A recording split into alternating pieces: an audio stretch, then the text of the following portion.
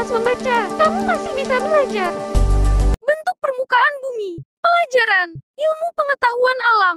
Kelas 3, Semester 2. Permukaan bumi. Permukaan bumi memiliki berbagai bentuk. Permukaan bumi yang tidak rata ini disebut dengan relief. Permukaan bumi terdiri dari daratan dan lautan. A. Daratan. Daratan adalah permukaan bumi yang tidak digenangi air. Daratan pada bumi kita lebih kecil dibandingkan perairan. Sebagian besar permukaan bumi berupa perairan. Wilayah daratan terdiri dari pegunungan, perbukitan, dataran, dan lembah. Bukit adalah dataran tinggi yang lebih rendah dari gunung. Dataran sendiri dibagi menjadi dua, yaitu dataran rendah dan dataran tinggi. Lembah adalah dataran yang rendah. Lembah terdapat di kanan kiri kaki gunung. Lembah yang dalam dan curam disebut jurang. B.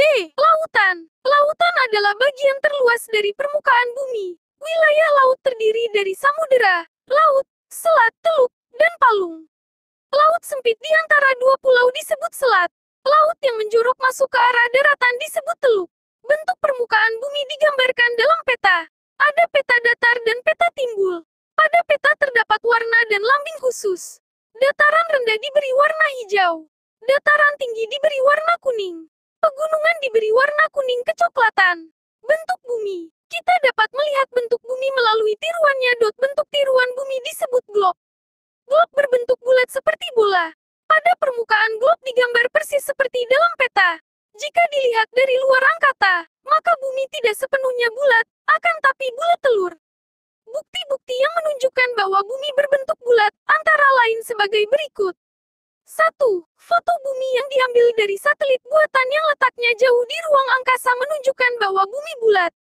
2. Jika kita berlayar terus ke satu arah, maka akhirnya kita akan kembali ke tempat permulaan kita berlayar.